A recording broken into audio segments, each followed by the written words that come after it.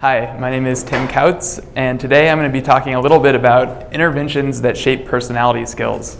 And I'm going to be drawing on a paper that's joint with Professor Heckman and covers a lot of interventions. And I hope it gives a broad overview, an honest account of what we know.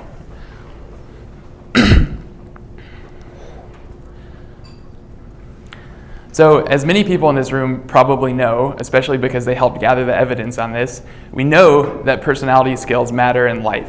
Things like persistence, conscientiousness, and a variety of other traits predict outcomes that we really care about.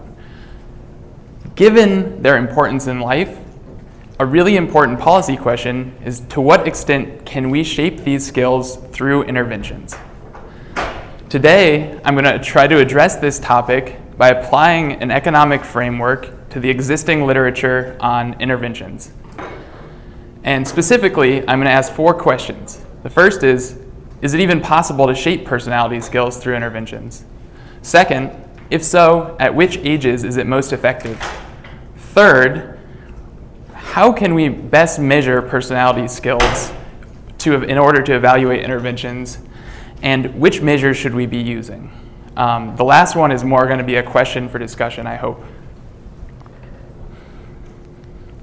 So to give you a summary of our findings, we review about 30 different interventions that could potentially affect personality skills.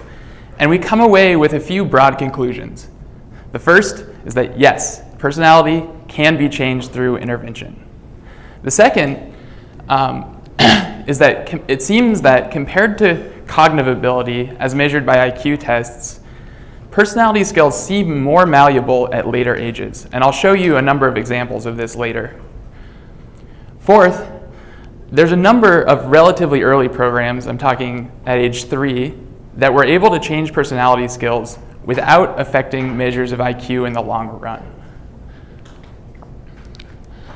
And in addition to studying early childhood programs, we attempt to take a look at the literature on adolescent interventions. And this was actually very difficult because there's just fewer high-quality studies of adolescent interventions. The follow-ups tend to be shorter. Very few of them take measures of personality skills and IQ. So it was a very difficult task to do this. But indeed, we found a few patterns. One was that a number of adolescent interventions are not very effective.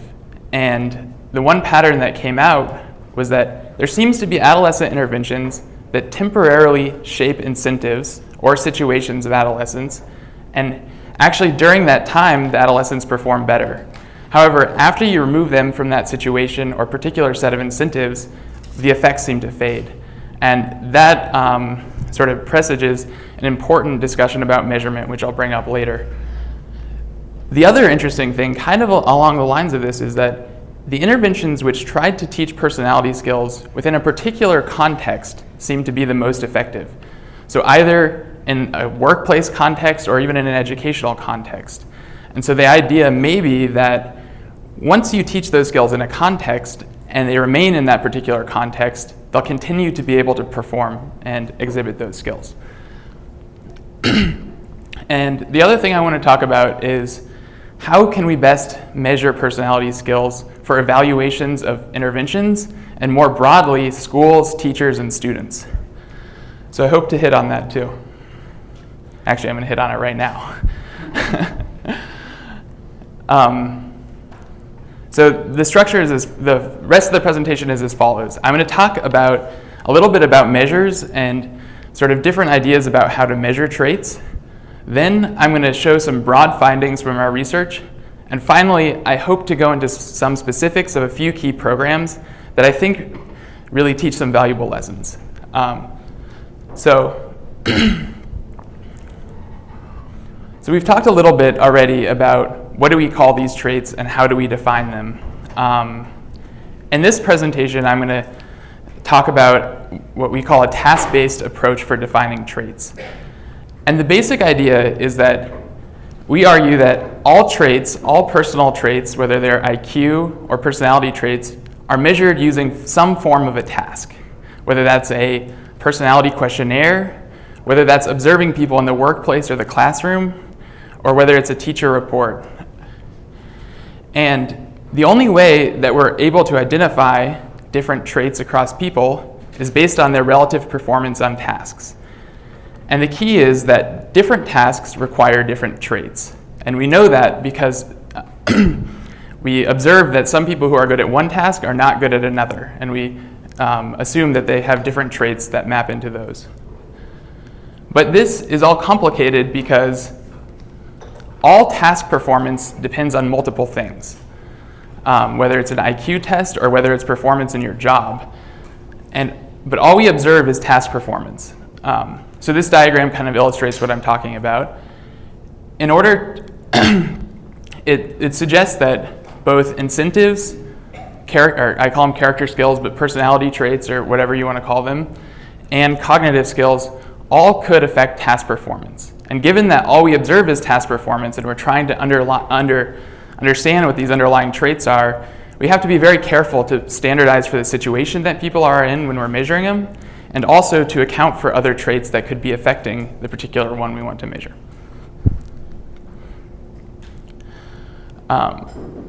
I also want to talk very briefly about the different names that are used.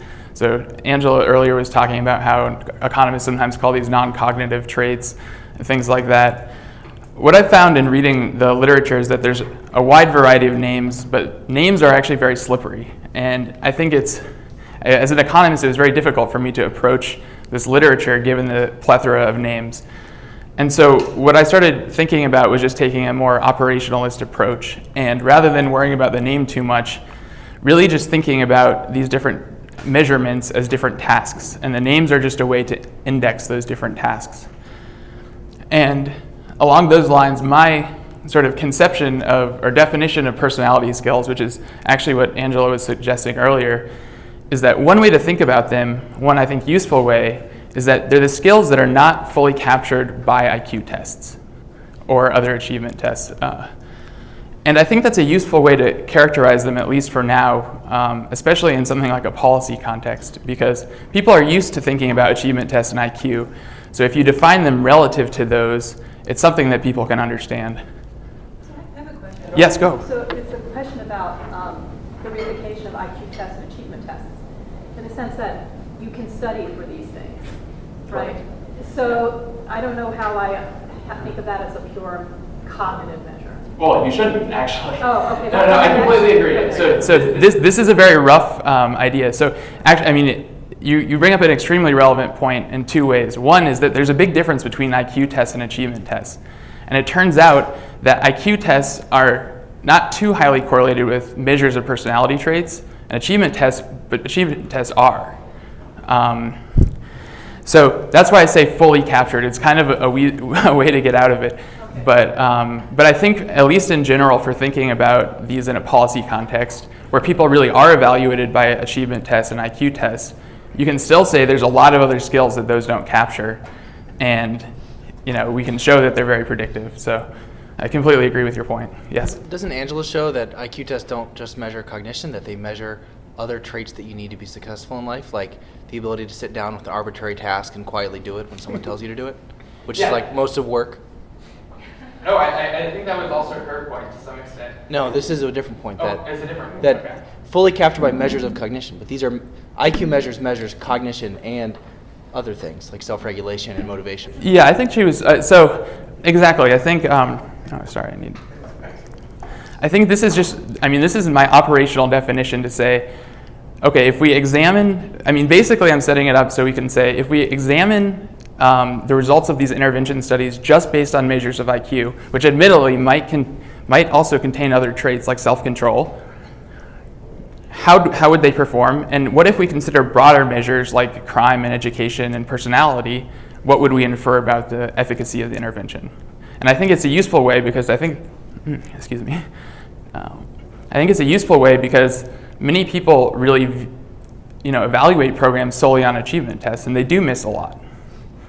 But I completely agree. But I thought Angela's line, since Angela's in the room, you can answer. We're using much more achievement tests than IQ tests. In that sense, you're more willing to go and substitute those two as they are highly correlated. In fact, they really do load very differently when you get things like pure ravens. We did this test in Holland. We gave ravens much right? Much weaker tests than the stuff with organisms.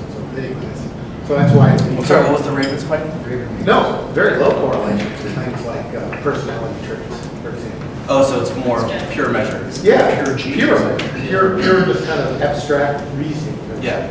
I mean, you can still imagine putting people in situations where they're so compromised that personality traits would come in, like somebody poking you or cajoling you or something.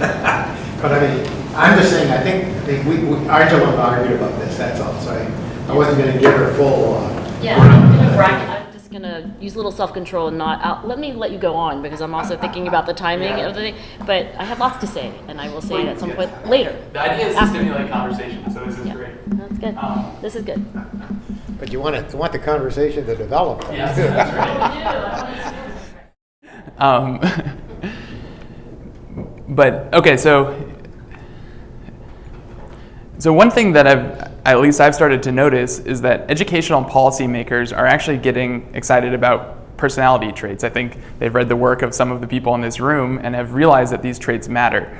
But they're kind of left at a spot where they don't really know how to supplement, current measures of schools with personality traits. Correct me if I'm wrong, but I think that's where it stands.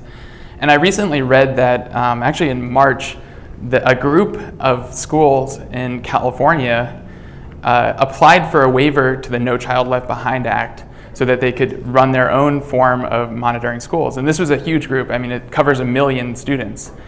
And specifically, they use the word, we want to include measures of non-cognitive skills. And they said they were to be determined. And I think it's a really important question to think about now that people kind of recognize the importance of these skills, how can we actually measure them in a school setting in a way that makes sense? The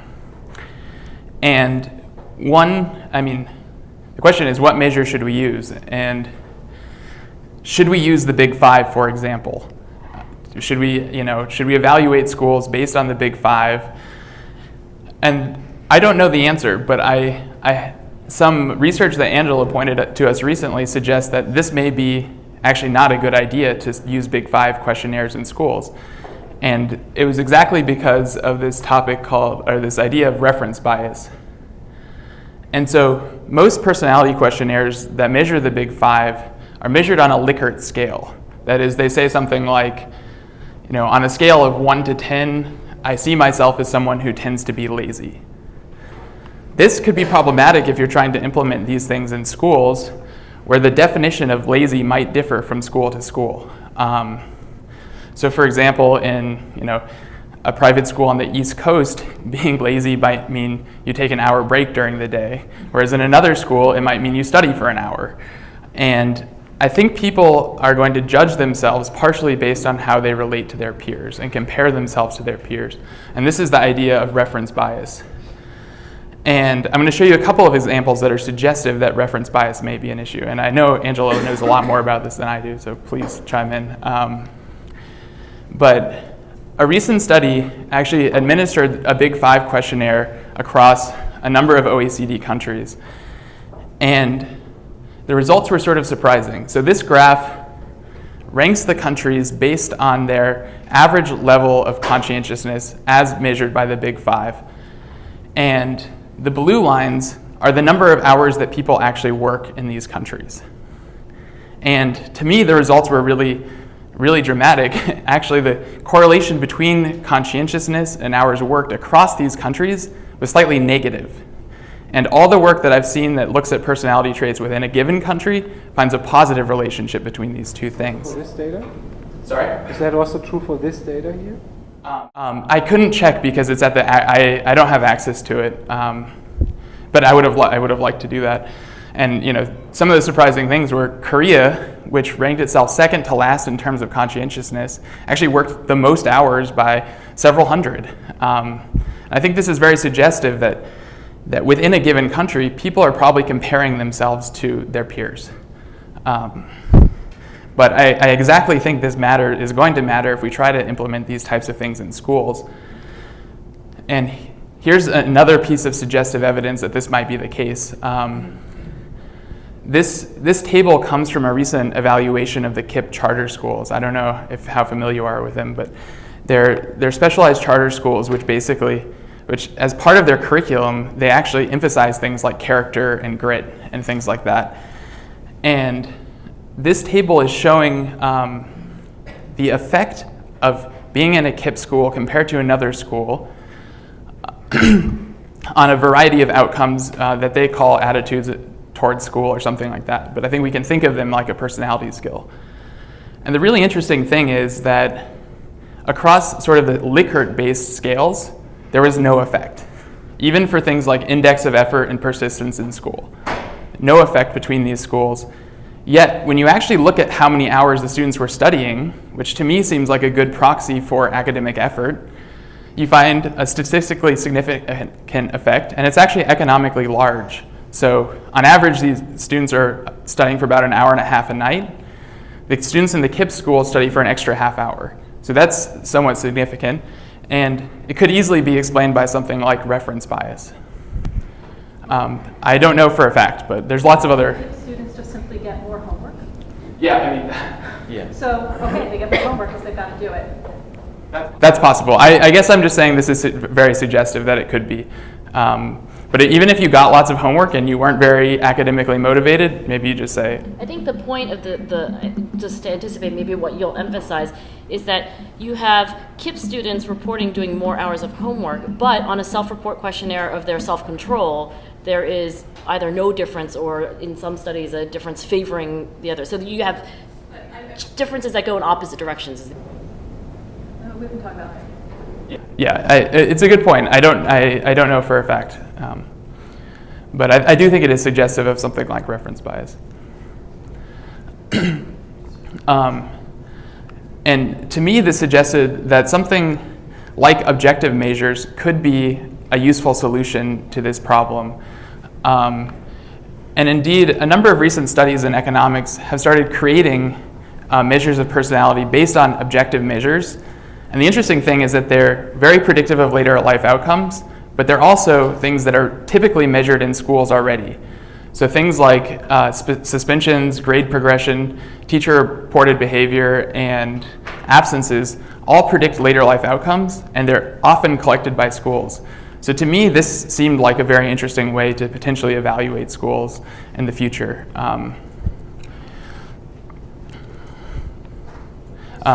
Yes. What is teacher-reported behavior? That seems different from... Yeah, that's a good question. I don't remember what it was for this particular example. I think they're generally, teacher ratings of conduct, which are unlike the other things because they are still judgments, right? So in theory, they should also be subject to reference bias is, one concern. Yeah.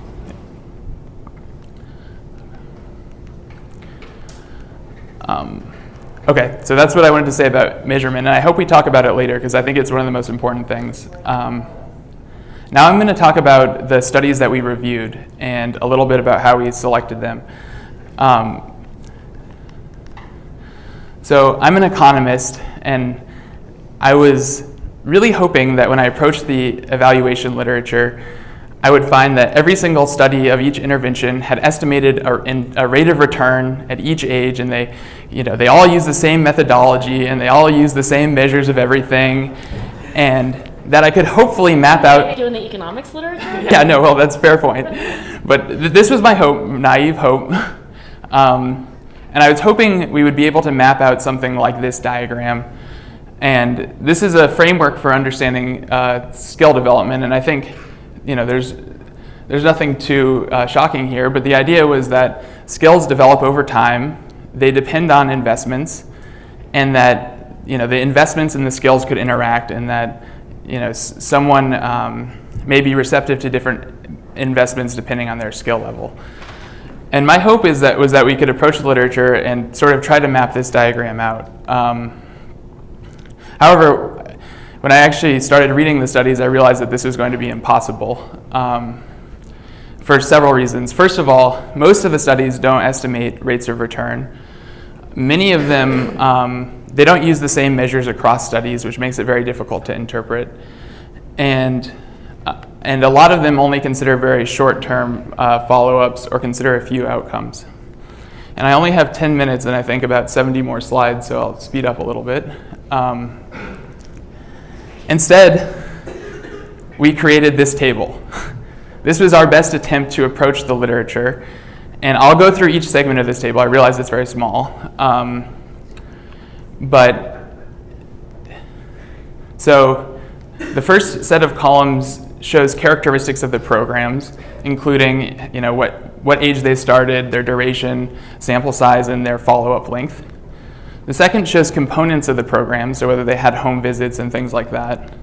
And the last column, which I'm going to focus on, shows our best ability to evaluate whether this program improved certain outcomes. And it's a little bit difficult probably to read, but a dark black dot means the program had a positive effect. A gray dot means it had either weak effect or the effect faded out over time.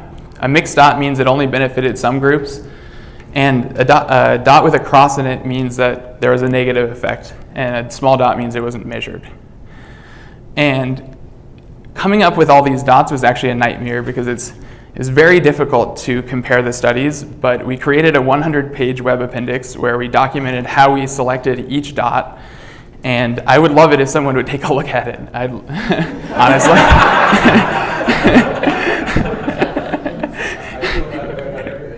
Yeah, exactly. Nobody will.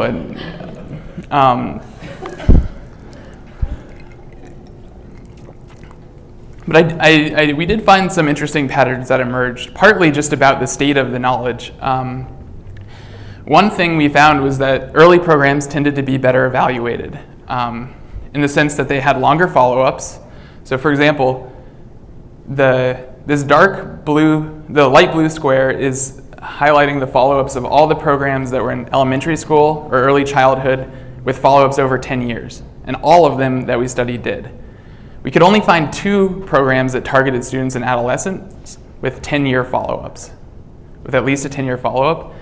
And most of the early childhood programs and elementary school programs had at least 20-year follow-ups. So that immediately told us we may not be able to say as much about the adolescent programs. Sample refers to treatment and control group? So the sample differs. So some of the studies are observational studies, but yes, they do refer to the total sample of people analyzed, and even that number is difficult to put down because different analyses depend on different things. But it's all in the web appendix. The second thing is that adolescent programs just have far fewer measures of skill. None of the adolescent programs have measures of IQ, whereas many of the early childhood ones do. And same with personality traits. The early childhood programs are much more likely to conduct or collect measures of personality traits compared to the adolescent ones. And this is important because it limits our ability to say why different programs are effective in adolescents or ineffective. Tim, is this the availability of data or actually the effect?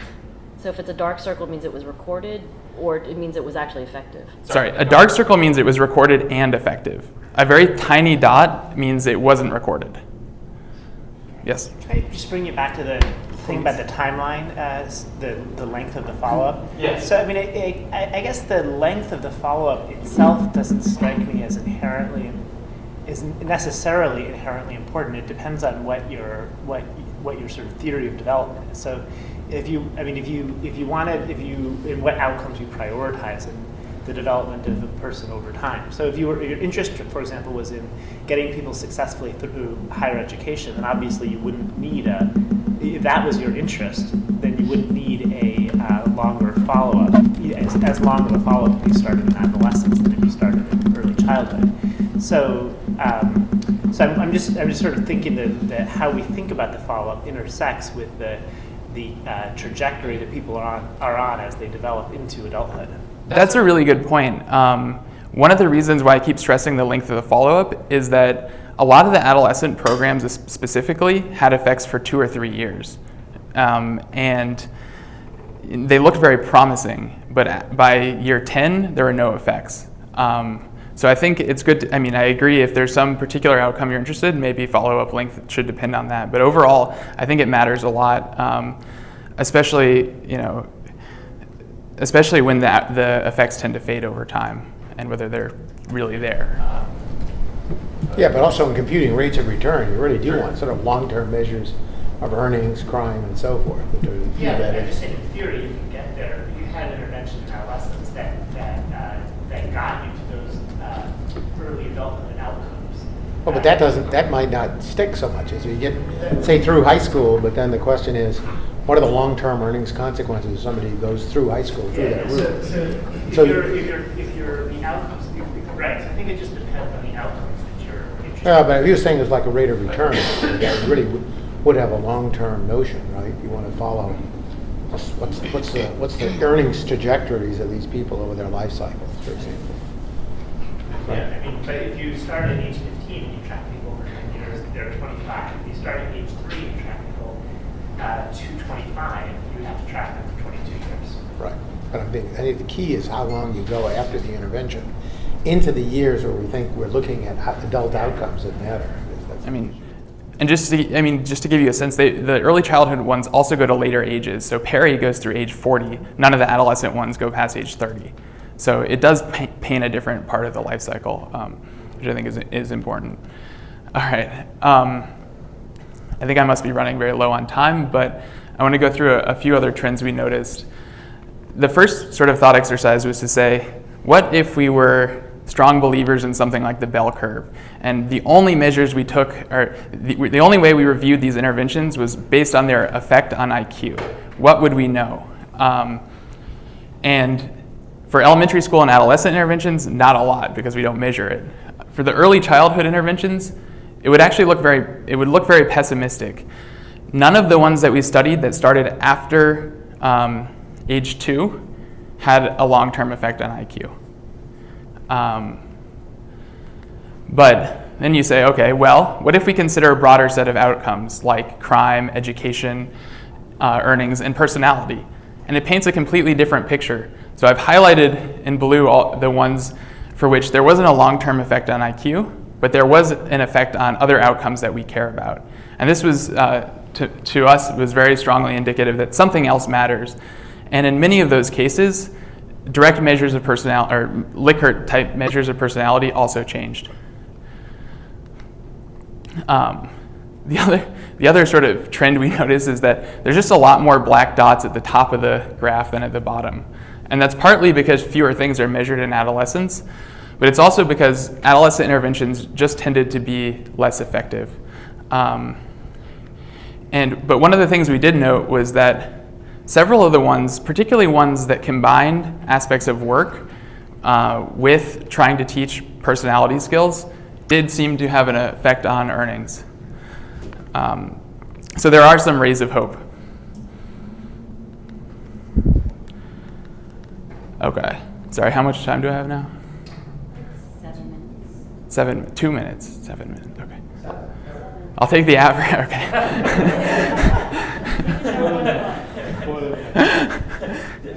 Tim, since I know you're short on time, can you give like a one-sentence summary, if there is one, of the effects on personality? Is it all facets or particular facets that are affected, and if it's particular facets, which one? I mean, that was what was particularly frustrating, is that there's not that much overlap across studies for the personality traits that they examine. So I wish I could. One thing we did find is that several of the very early programs did improve internalizing behavior, and that also was associated with improvements in criminal activity and things like that later in life.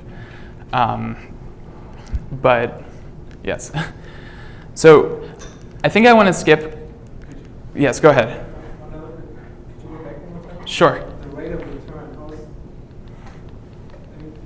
that's difficult to compare between programs, right? If you believe in skill complementarities, for example, then the longer you follow people, the higher the returns should be, right? So is this adjusted for a period that elapsed after the intervention? No, I mean, most of them. The end point of the latest observation. So first of all, I didn't calculate the rate of return myself. They're all reported from other studies. But the way most of them work, especially for the ones that only have a 3-year follow-up, is they say something like, okay, we noticed that the program increased some college attendance by 5 percentage points. Let's look at another data set to see what the return is to some college. And then they add it on, and then they discount it. So that's the basic methodology. So it is dependent on which outcomes they measure. So obviously, if you have more outcomes that you measure, then you'll be able to make more calculations like that. So I don't want to imply that all these are comparable at all.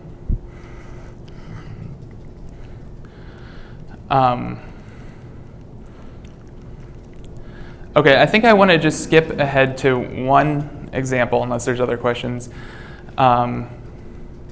Which is just an example of one of these adolescent interventions, which I think highlights the importance of a long-term follow-up. So I don't know how familiar you are with the Job Corps program, but it's the largest residential-based government program in the US. It costs $1.6 billion per year. And the idea is to offer remedial education to people who have dropped out of high school and help them find a job. And in doing so, they do make efforts to teach personality skills, so how to behave in the workplace, how to get along with others. Most people stay on this residential facility for about eight months, and it's very comprehensive. They receive meals, health care, dental care, and participate in different types of remedial education. And so this sounds like it could be a very promising program. And indeed, some of the early studies on Job Corps suggested that it was very effective for this population. This is jumping the gun a little bit, but one of them found that the program reduced crime rates and also increased earnings. However, a later follow-up revealed that those effects faded out after 2 or 3 years. So this graph is plotting the effect of Job Corps on arrest rates. And it's a little hard to see, but the dark blue part of the line indicates that it was statistically significant effect, and the other part is not. And it's showing it by quarter since random assignment. And what you'll see is that during the first few quarters, the program seemed to reduce arrest rates. But during that time, the people were still on this residential facility, and if they were arrested, they were kicked out of the program. So they had strong incentives not to get arrested during that time. And then about by the 4th quarter, which is by when most of the people left, the arrest rates went back to the baseline. So that was a little bit pessimistic. And indeed, Job Corps actually lets in some people who don't live on the residential facility. And for those people, there was no effect of arrests at any period. So it really suggests to me that, okay, you put these people in a place where they have strong incentives not to get arrested for a year, they don't get arrested.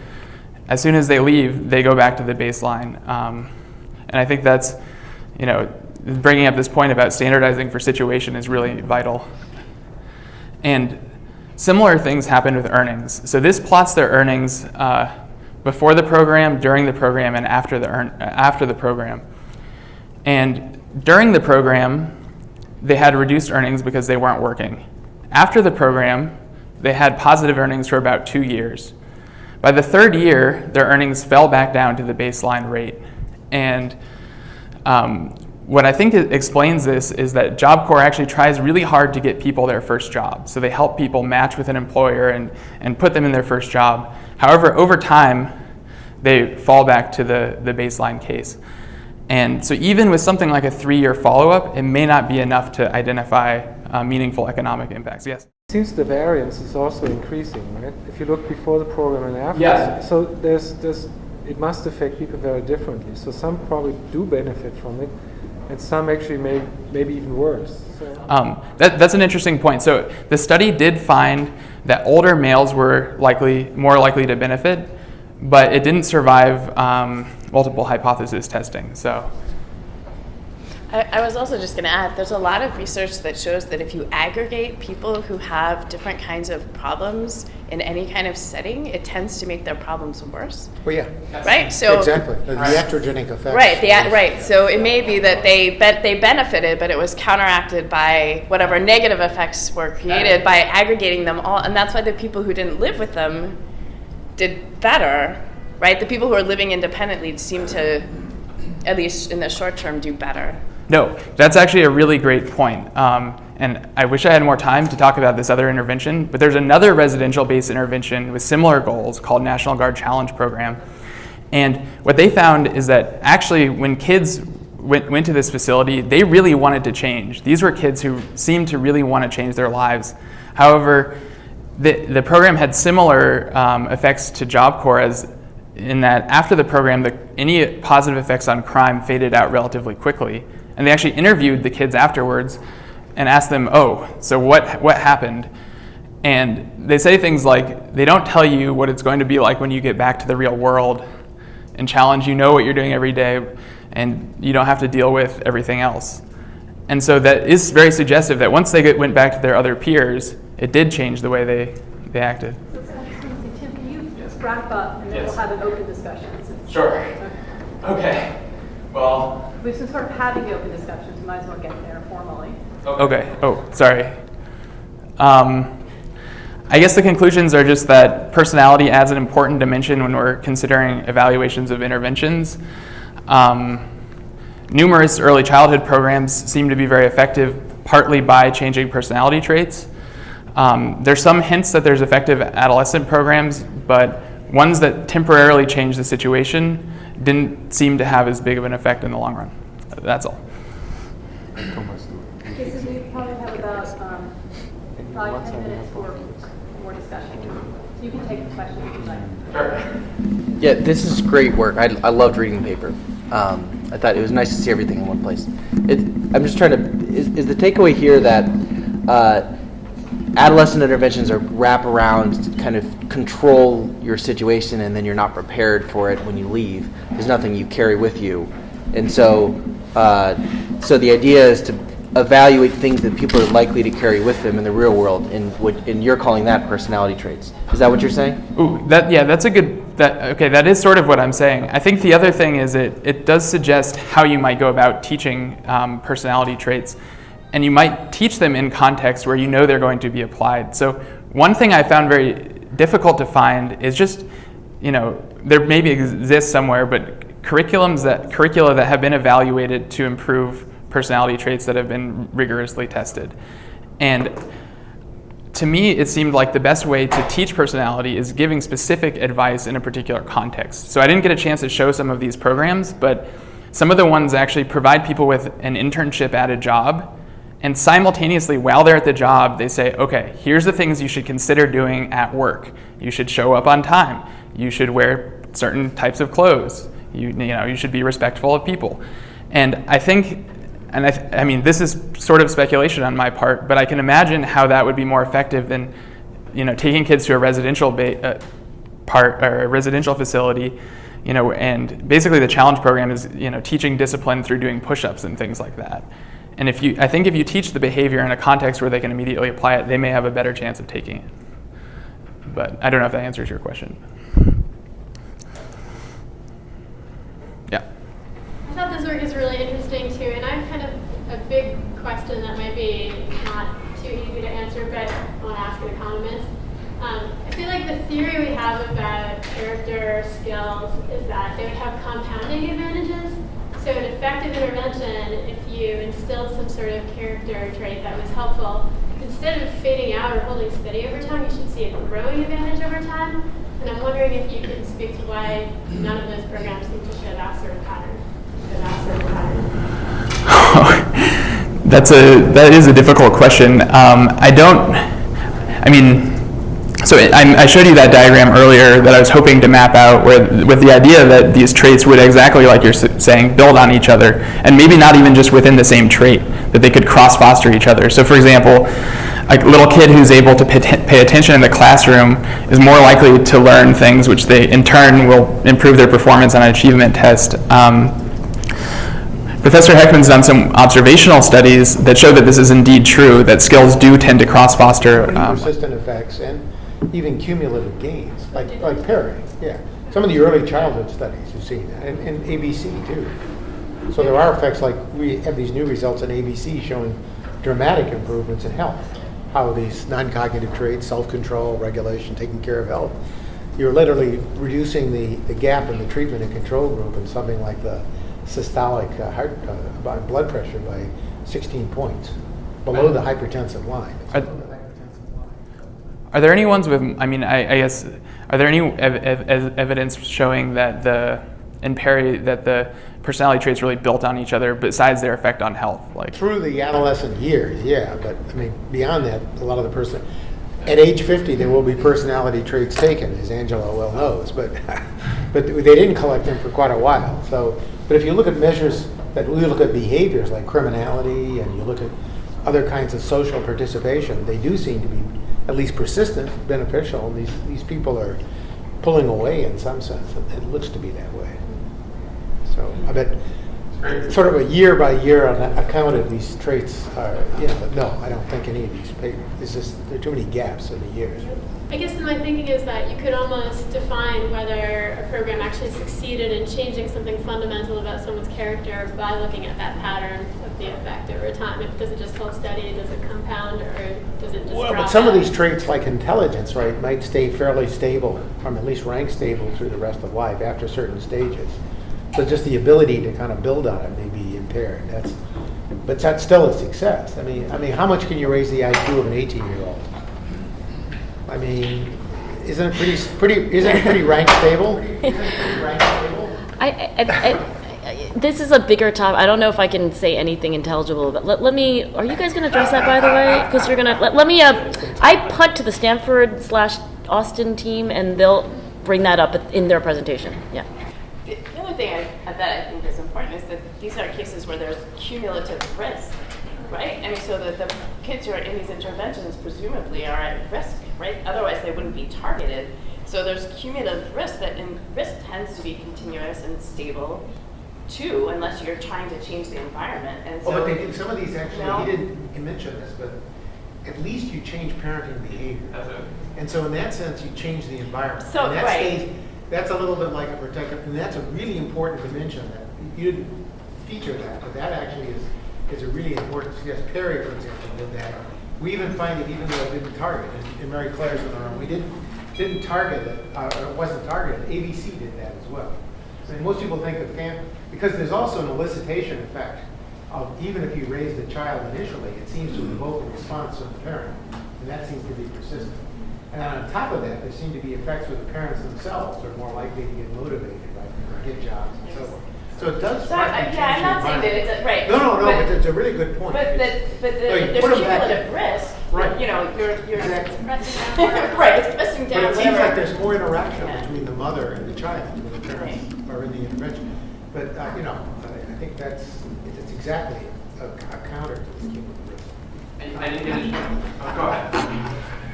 Quick questions. One is concerning the outcomes that you looked at. You were first showing that the likelihood of being arrested is increasing, going back to what it used to be prior to the intervention. Isn't that automatically implying that wages also have to come down? So did you look at those who were not arrested? So what is the wage development for those not arrested? I guess I see what you're saying. I guess the reason why I would think that might not be the driving effect is that arrests went down within the year, like as soon as they left the residential facility, whereas the earnings were stable. Whereas the earnings maintained for like 2 to 3 years and then dropped off. So they seem to be different timing, But you don't know what happened before they were arrested. And I mean, the other more general question is: assume you find 5 insignificant effects on personality. There's no significant effect on openness, none on conscientiousness, etc. Then you would get a white dot or something, right? For each of these. But in all cases, say, there was some improvement. Have you ever looked at joint measures of changes? I mean, you have to look at the pattern. Yeah, because you know, because if you look at one by one in an additive way, I think you're missing an important point. One is the coevolution of these things and the way they interact, right? And ultimately that may have an effect, even though in isolation you don't see it. No, it's like, I mean, in the ideal world would be if all these measures were independent of each other. Okay. And then, then you could do something like a permutation test. You see, how many times would it happen if the null were really 0, that it would come up heads 40 times? And then you could say, oh, very rare. And so you could reject it. The trouble is it's a little harder to do that with dependence across it. And an extremely crude way to do it the other way is to extract factors, which are summaries, and then you can find something just like that. I think it's time for one more question. I guess I just want to echo the really important points you make about measurement. And I think it's really important when we think about developmental differences and evaluating adolescent effects on personality and childhood effects. So when a child is told lots of stuff by a grown-up, how to act and how to be self-controlled, they may say, sure, that's me. But when a teenager is in like a program and they have grown-ups telling them all the time, tuck your shirt in, be nice, look people in the eye, shake your hand, they're not saying like, I'm doing this, that's me, right? They're saying, well, yeah, sure. When someone who's in charge of me tells me to do this, then I do that in some kind of controlled setting. At least that's what I think. And so there's a different kind of internalization of the behavior. So for teens, they may do it when feeling controlled, but not when not controlled. And for kids, their whole lives are really controlled by adults. So I think thinking through these kind of global ratings requires us to think a little bit differently about how adolescents are aware of the self and they're aware of when their autonomy is threatened, and kids maybe not as much. Yeah, I mean that's a good point. I do think one really interesting question is, which you brought, a more general question, which is that what do these measures mean at different ages? And it's sort of flipping it on the other side. What do cognitive measures mean at different ages? And some research that we found recently was that we found that personality variables predicted cognitive achievement test scores much greater at age 3 than at age 9. And I think, my interpretation was that, at age 3, getting a kid to sit down and take a test is pretty important. Whereas age 9, maybe more people already have that ability. But I think you raise a good point, which is that, we should, in addition to be standardizing for general situations, we should be understanding what these measurements mean at different ages, and even more so, exactly, how you would intervene at different ages. I'm sure it's very different. So.